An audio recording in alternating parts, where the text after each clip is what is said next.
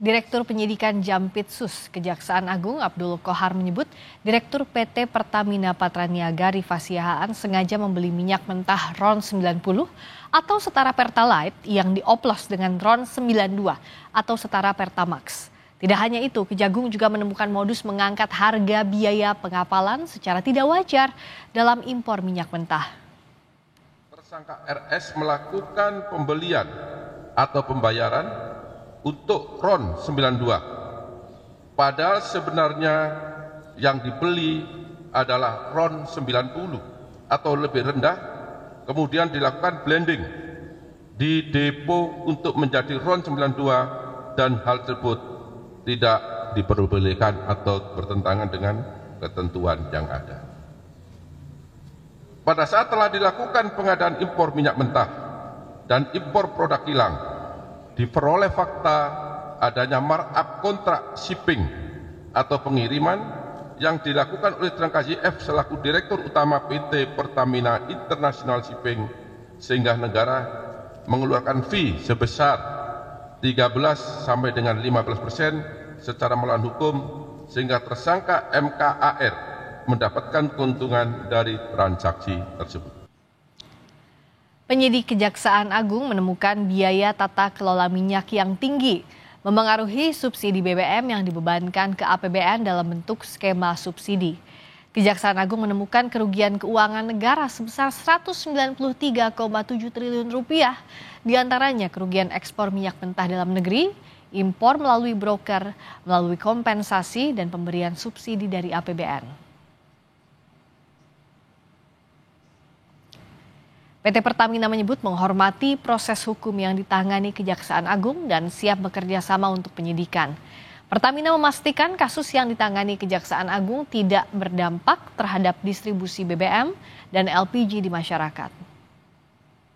Pertamina menghormati Kejaksaan Agung dan aparat penegak hukum yang menjalankan tugas serta kewenangannya dalam proses hukum yang tengah berjalan di subholding Pertamina. Pertamina juga siap bekerja sama dengan aparat berwenang dan berharap proses hukum dapat berjalan lancar dengan tetap mengedepankan asas hukum praduga tak bersalah.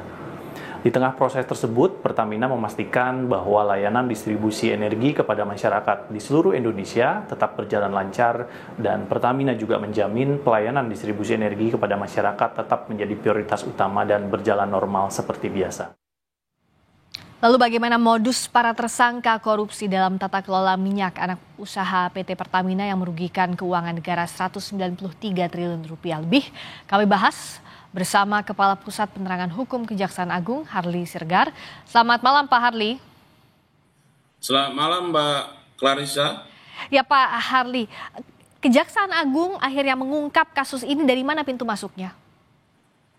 Nah baik, jadi dapat kami sampaikan bahwa sesungguhnya kami melakukan kajian ya, kami melakukan pengamatan soal distribusi BBM ya.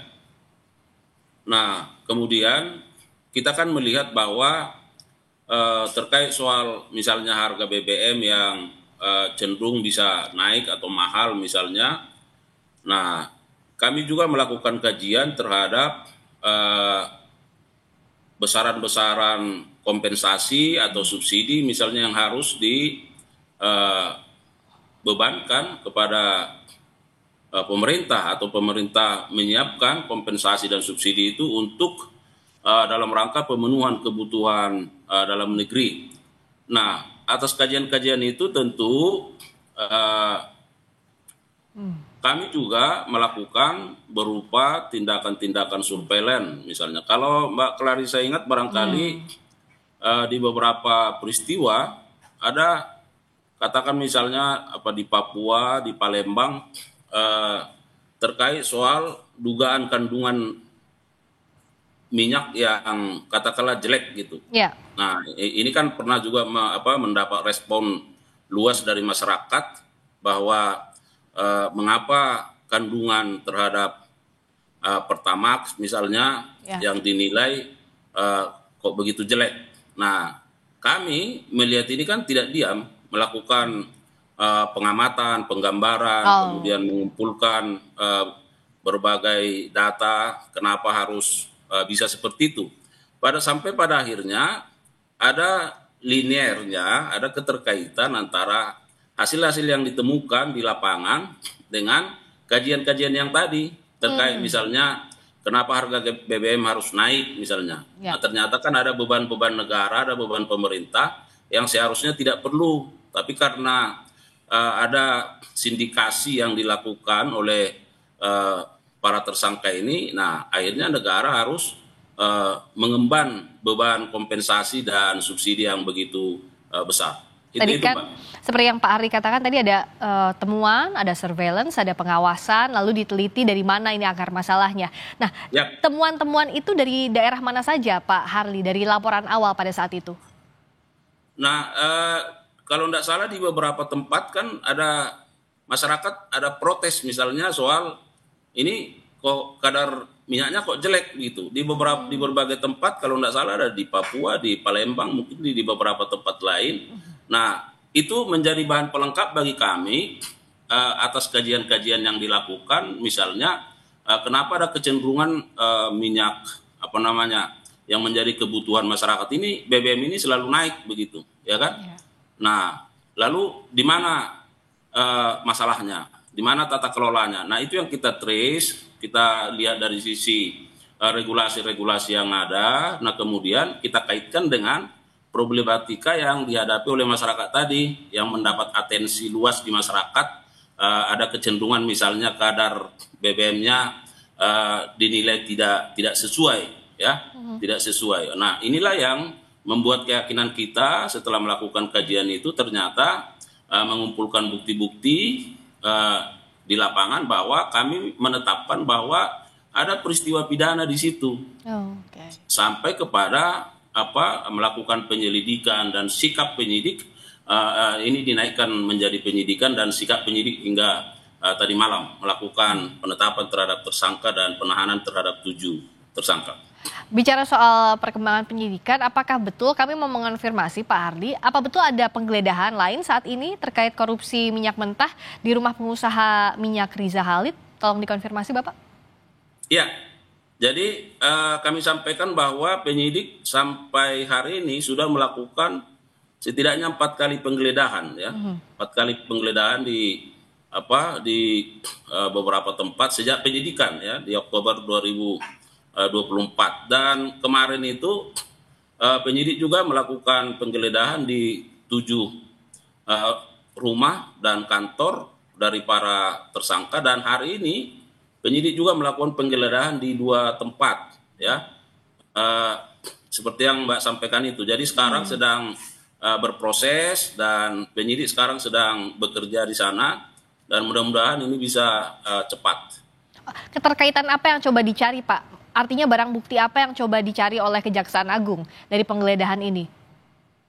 Nah, tentu kan penyidik secara substansi yang paling memahami, ya. Tetapi dapat kami sampaikan bahwa tentu penyidik memiliki dugaan-dugaan, kecurigaan bahwa dari modus-modus yang ada dari kasus disposisi yang sudah disampaikan, bahwa penyidik menduga di tempat-tempat yang dilakukan penggeledahan sekarang kemungkinan besar ada hal-hal yang akan diperoleh berkaitan dengan dugaan tindak pidana ini. Nah, di beberapa tempat kan penyidik juga sudah menemukan katakanlah dokumen, kemudian menemukan barang bukti elektronik. Nah, kemudian ada juga sejumlah uang. Nah, ini juga yang mau dilihat oleh penyidik karena setiap hasil yang diperoleh kan akan dianalisis, didalami, dan tempat-tempat itu saya kira perlu dilakukan penggeledahan oleh penyidik. Dan kalau bicara soal kasus ini, sejauh ini konstruksi kasus yang sudah bisa dibangun seperti apa Pak? Artinya begini, kan kerugian negara yang disampaikan sejauh ini 193,7 triliun rupiah kurang lebih. Nah, ada potensi bertambahkah dengan modus oplos, termasuk juga bagaimana produksi kilang minyak yang seharusnya dimanfaatkan, atau potensi subsidi yang semestinya tidak dikeluarkan dengan adanya korupsi ini? Nah, benar Mbak. Jadi kalau apa yang kita hitung dan kita sampaikan kemarin itu sebesar 193,7 triliun perhitungan sementara ya. Ya. Nah, tetapi itu juga sudah komunikasi dengan ahli ya. Terhadap 5 komponen itu baru di tahun 2023. Jadi coba Mbak Clarissa bayangkan kalau ini kan tempusnya ini kan 2018 sampai 2023. Ya. Kalau sekiranya misalnya di rata-rata di angka itu setiap tahun, bisa kita bayangkan berapa besar ya kerugian keuangan negara. Bisa dikali 5 minimal ya Pak ya? Ya, tetapi itu kan kembali kepada bagaimana nanti ahli yang, karena sekarang sedang kita gandeng untuk melakukan perhitungan secara akurat berdasarkan data dan fakta yang ada. Ya. Jadi apa yang sudah disampaikan oleh Kompas TV tadi terkait modusnya, saya kira itulah yang sekarang yang menjadi konstruksi perkaranya, dan itu yang sedang kita bangun dan itu yang kita dalami, dan terus mudah-mudahan misalnya terkait 5 dasar perhitungan kerugian ini apakah bisa bertambah misalnya nanti ke depan seperti apa terkait soal oplosan dan sebagainya, apakah itu juga bisa dilakukan perhitungan, saya kira ya kita ikuti perkembangannya. Ini kan tempusnya dari 2018 sampai 2023. Nah, selama waktu itu bagaimana bisa peristiwa pidana ini terjadi tanpa pengawasan, Pak Harly?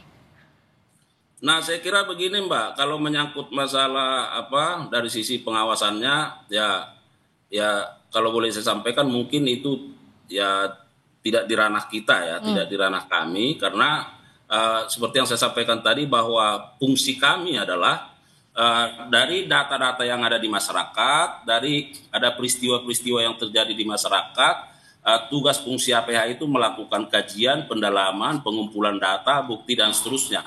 Nah, tentu yang kedua ini harus kita jadikan juga sebagai momen baik seperti yang kami sampaikan semalam bahwa nah kita harapkan ke depan ini bahwa tata kelola BUMN sebesar Pertamina ya tentu akan semakin baik. Jadi ada upaya-upaya penindakan yang kami lakukan, tetapi di sisi lain juga kita harapkan bahwa ke depan bahwa sisi-sisi bagaimana perbaikan tata kelola terkait modus-modus ini akan berhenti, dan ini tentu akan kita harapkan bisa perbaikan bagi kebaikan korporasi dan juga tentu meningkatkan kesejahteraan masyarakat. Kalau kasus seperti ini kan bisa jadi konstruksi hukumnya ada beberapa lapis pasal yang akan dikenakan. Nah, pengembangan kasus yang saat ini fokus dilakukan Kejaksaan Agung selain 7 tersangka yang sudah diumumkan, apa saja Pak Harly? Nah, jadi karena ini adalah penyidikan dan sudah ditetapkan tersangka dan bahkan dilakukan penahanan, maka tentu penyidik akan fokus terhadap bagaimana mengungkap peran-peran dari para tersangka ini dikaitkan dengan bukti-bukti yang diperoleh, baik dari keterangan saksi nanti dari surat. Makanya per hari ini kita melakukan penggeledahan dalam konteks bagaimana membuat terang tindak pidana ini, karena kan kita sudah menemukan tersangkanya. Nah, bagaimana ke depannya? Tentu kalau penyidik fokus terhadap ke-7 tersangka, maka apakah ada pihak lain misalnya yang dapat atau tidak dapat dimintai pertanggungjawaban, itu sangat tergantung dengan perkembangan fakta-fakta atau bukti-bukti permulaan yang cukup yang diperoleh ke depannya seperti apa. Ya, tentu penyidik kan akan terus melakukan kajian dan tidak akan berhenti. Nah, apakah misalnya dari berbagai keterangan saksi nanti ternyata ada peran pihak lain di sana, atau dari bukti-bukti surat dan sebagainya misalnya ada peran pihak lain yang harus dimintai pertanggungjawaban hukum, saya kira penyidikan ini akan terus berkembang. Perkembangan penyidikan tentu kami akan terus pantau dan kami tunggu informasi terkininya Pak Harly. Terima kasih sudah berbagi informasi terkini di Sapa Indonesia Malam. Untuk dukungan masyarakat dan Kompas TV. Terima kasih Pak Harly Siregar, Kepala Pusat Penerangan Hukum Kejaksaan Agung. Selamat malam.